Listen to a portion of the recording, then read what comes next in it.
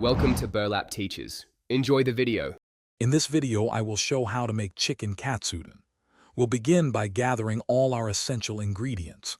You'll need about 200 grams of boneless chicken, panko breadcrumbs, flour, and 2 eggs for the crispy cutlet.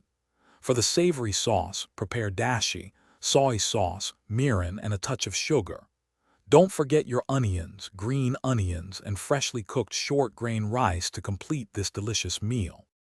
Next, let's prepare our chicken cutlets for that perfect crunch.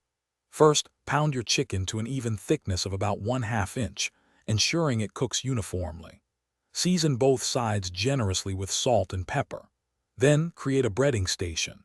Dredge the chicken in flour, dip it in beaten egg, and finally coat it completely in panko breadcrumbs. Fry these beautiful cutlets in oil heated to 170 degrees Celsius until they are a lovely golden brown. Now for the heart of our katsudon, the savory sauce and perfectly cooked egg. Begin by sautéing thinly sliced onions in a small pan until they are soft and translucent. Then, add your dashi, soy sauce, mirin, and about 1 to 2 teaspoons of sugar. Bring this mixture to a gentle simmer, letting the aromas fill your kitchen. Finally, pour 1 beaten egg over the simmering sauce and onions, cooking it until it's just set, creating a beautiful, custardy texture. The moment has arrived to assemble your magnificent chicken katsudon.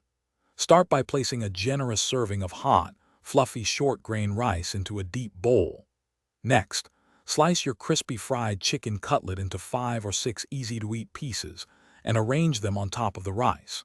Carefully slide the warm, saucy egg and onion mixture directly over the chicken. Finish with a sprinkle of fresh green onions, and serve your delicious katsudon immediately for an unforgettable meal. Thanks for watching. Consider subscribing if this video helped you.